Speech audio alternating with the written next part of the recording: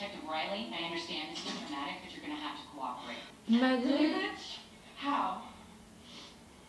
something else happened to her before with Nate or not. Maddy.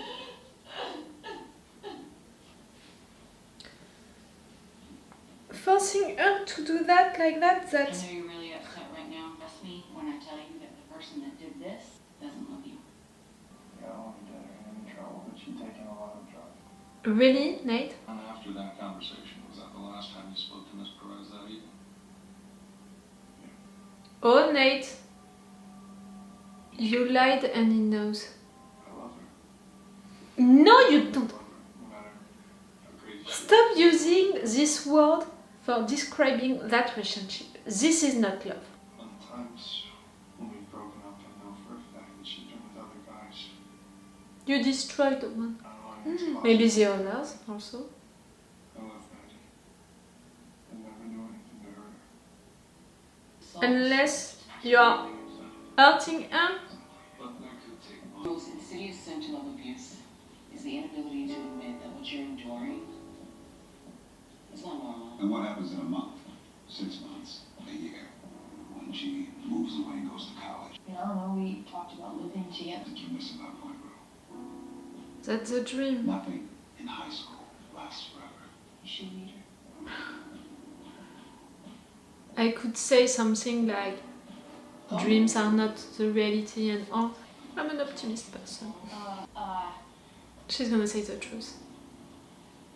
I guess I just wanted to make amends with everyone. Yeah, every time I collected a chip, whether it be 30 days or 60 days or 90 days, I was lying. What is your real number? And she's helped. And now I want to stay clean. Ali just scared the shit out of me because he told me that it wasn't gonna last. Maybe you're right. But I really, really, really hope you're wrong. Because I've been clean for 13 days. It's because of you, Okay. not just because of Jules. Thank you. Thank you. Is this like a friend thing with Bruno, or is it like... I don't. Sorry. We can all just do like a family thing again, or maybe talk to them or something. I don't want to go to dinner. Because you're embarrassed of me? Or is it because you're a thing? You're a good influence.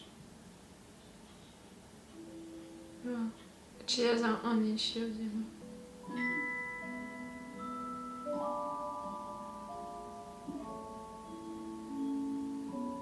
Better late than never. You are saying it like that? No, so... I want you to text on his phone. It was like what? Sending the other girl? But I never said that. If you spread You it did. like that, I will fucking come for you. Already done, like, all of the secrets that all of you have and told to at least one person. If it's not for Ru and Jules, you know, they are good at keeping secrets. You made me feel like you weren't proud to be my boyfriend. Not a good I'm answer. proud to be your boyfriend, trust me. That's a good one. You gotta be sorry about. The orgasm on the carousel with another guy. You look like you're creative or something. She's writing fan fictions and she's making her own It was movies. just like, the way I was just making conversation. I think that's like when you don't really have to. Maddie wasn't doing well.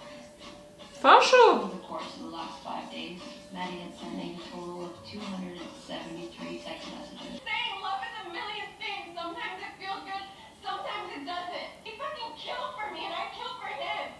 It feels good to know Not that one only person words, is back. for his part. You live in the same house and you don't even say one word to each other. That's not a good relationship, Neymar. Dad, I need to come over like right now. Kat, she's not being a good friend.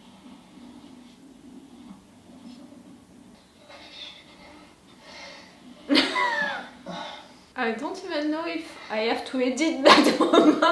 One of the best blowjobs I've ever had. The faster one. She loves the fact that again, she was in control, she was so good at it and all. Good and bad stuff, you know, with that. Short music clip to breathe and to give us an emotion.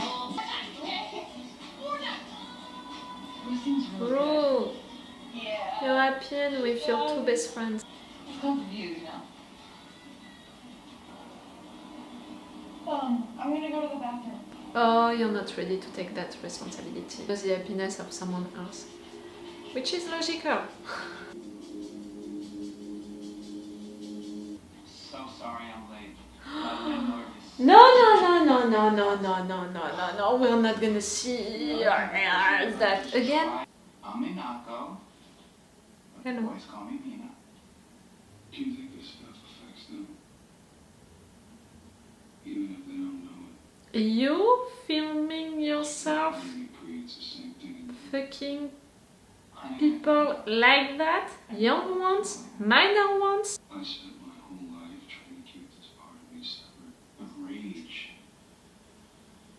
And it scares me. It's too late. It's always going to be inside me. All that bad energy. You can give it to me. Jules?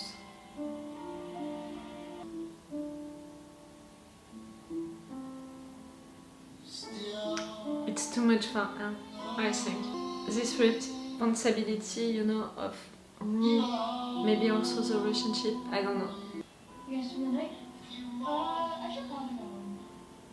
Okay, Ooh! to go back. Rain! Suddenly. Same with you right now, what's up? What?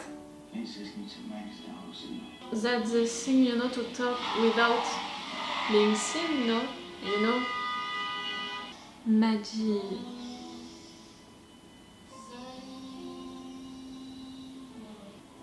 I'm afraid for you now. Like I was, you know, for that meeting between Jules and Tyler.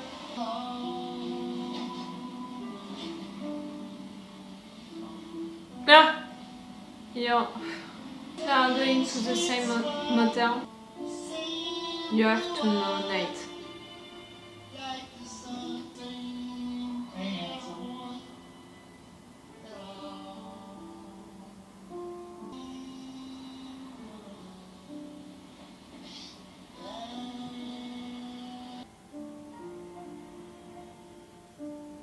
Jules?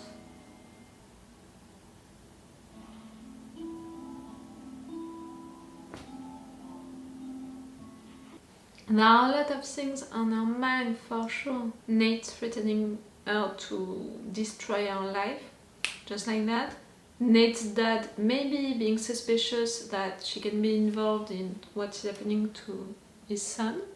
Nate's dad doing that to her and her having to deal with it now. But still, I think that there is something wrong, you know, with her relationship with Joe. With our relationship with Rue. I think that right there she was not thinking of that, you know, she was more thinking about Nate and all this situation because she seemed afraid in comparison of this moment, you know, this scene when they were returning to their homes, you know, with their bikes and all. Right there she wasn't afraid, she was lost, like I said during that moment. I think that it's maybe too much for her to handle right now because of all of her issues, but also maybe because it's too much to ask to someone, you know. You can't give to someone else the responsibility of your happiness. You can't give to someone that responsibility, that power also, like what Maddy is doing with Nate. She thinks that without Nate, she can't be. I was gonna say she can't be happy, no, she can't be. She can't exist without him. Like, she said it at the beginning of this episode, you know, with these 5 minutes, again, that we had about her. I mean, again, like, we have that for each character at the beginning of each episode. Right there it was her. No matter what he's gonna do, she's gonna love him. She said it herself. And she's not ready to accept that he's violent with her. She's saying stuff like, he can kill for me and I can kill for him. Him, for sure, he can do it. that's not just words for him. But I think that it's not just words for her neither, but she couldn't do it, not really, you know, if she was confronted to that moment to do it or not. I don't think that she would do it, but I think that she thinks that she would do it, you know, like she's truly in love with him that much, thinking that you can do it for someone without even thinking that, come on, let's be reasonable right there. Really, this is manipulative relationship, you know, possessive manipulative relationship, like it's such a bad one. Please tell me that no one is shipping them. I would be so annoyed and mad if people are shipping them. How can you? And how can you not see that this is such a wrong relationship? It's violent to her and she's saying stuff like, it can't hurt me. Like, this is really what persons who were abused, you know, by the persons that they loved are saying. And like that woman said, you know, on tape, you don't know, you can't know when it's happening to you because it's so normal, you know, for you, it's your life, it's like that, and it takes time to know when a situation was in fact not normal. This situation has to stop. You have to take time, you have to talk to people, and then after that you're realizing that nothing was normal. I was not sexually abused, I didn't have a bad relationship, love relationship like that, but am I gonna say it or not? I had a bad situation at work. I don't know how to translate that. I had an harassment situation at work. Again, not sexual and all, but still violent with words and with some situations, not physically, but still it's violence.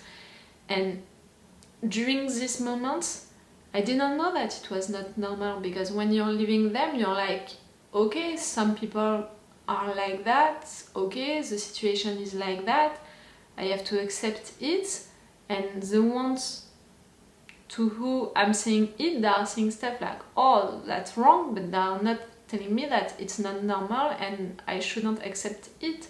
So you're accepting it, and even if someone is telling you that's not normal, you shouldn't accept it, that's not enough, because it's your life. So it's like that, you have to deal with it. Spoiler alert! Breaking news! You don't have. You shouldn't. You can't accept that and just deal with it because this is your life. No, your life is not supposed to be like that. Nothing in your life supposed for you to be in pain. Has to be like that, has to be something which is making you in pain, which is hurting you and all. Spoiler alert, big news. I'm saying it like that, like it's easy to say. It took me 6 months to say that the situation that I lived before, you know, after the situation stopped, it took me 6 months to say that situation was not normal, that situation was harassment, I'm not okay with it. It took me 6 months, and I consider myself, you know, as someone who has an healthy, you know, mind, an healthy situation. I don't have a bad life, you know, I'm not considering myself like that, and still it took me 6 months like that, so I'm not blaming her for, I mean, Maddy, her character, to stay with Nate and all, but I can be just angry, mad and sad for her, and I want her, you know, I want to push her, I want to tell her that this is not normal. And I can just hate the situation and hate Nate. But I can't blame her, I can't blame the victim to not admit for now that she is the one. That's gonna come with time.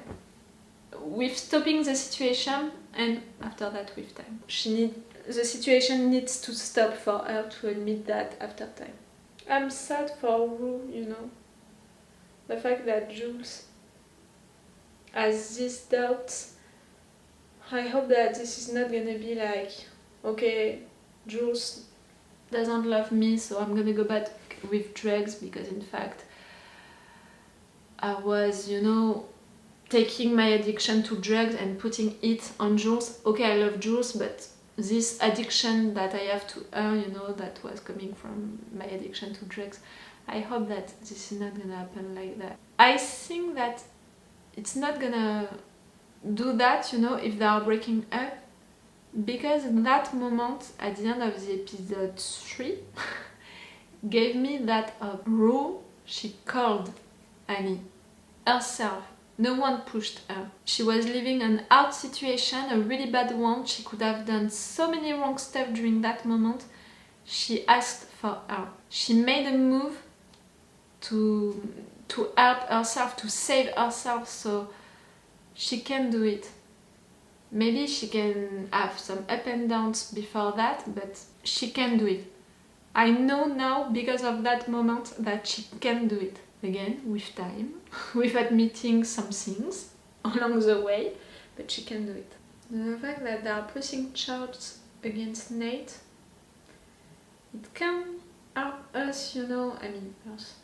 It can help to maybe control Nate a little, at least for a certain period of time. He's gonna keep cool. Can it help with his father situation? All of these wonderful movies that he made with some young persons, teenagers wants. I mean, they're not gonna come into the house to search for evidences or stuff like that against Nate. There is nothing that they can find into that case, you know, Nate against Maddy, not really Maddy, Maddy's mother.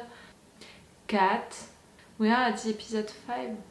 No one is gonna discover that she's making porn, you know, on videos and all. For now, for the next episodes, it's gonna come at the end, I think. She's gonna get more and more involved into sexual things with adults, maybe making sexual videos, I don't know. And after that, people are gonna know, or something bad is gonna happen. But for now, you know, she's on an up. She's getting more and more confident about herself, about also, you know, her power on men. That's an interesting character, and that's an interesting evolution. That's one, you know, that I really want to know how she's gonna end, how she's gonna finish this season. Maybe during this season she's gonna continue to go up and up and up, and at the end something bad is gonna happen to her. And during the second season we're gonna see her going down and down and down and down. I can see something like that, you know, happening for a character. Ethan, poor Ethan. You really don't know what is happening into her life, for sure, because she's not letting you enter into it, and because you are not really seeing each other. But it's not a pathetic, I don't know how to say it in English, pathetic guy. He's nice. At least he wants to be with her. Cassie and Christopher are back together. I mean, they never broke up, but she forgave what he said, and he said that it's okay to be her boyfriend officially. That's nice. But why I have still that feeling that something can go wrong with their relationship. You know, I don't know why I said it during the intro. Why I thought about it again, you know, the fact that her mom insisted a lot on don't get pregnant. And the fact that this is a show, you know, about teenagers, about society subjects, about stuff like that, I'm like, she can get pregnant. Maybe it can happen at the end of the season, you know. Not the fact that we're gonna discover that she's pregnant, it has to happen before that, but how he is gonna react, and is she gonna keep the baby or not, that can be the last episode for her character. See? I really love this show. I'm beginning to make series about it. I didn't do that before with the other episodes.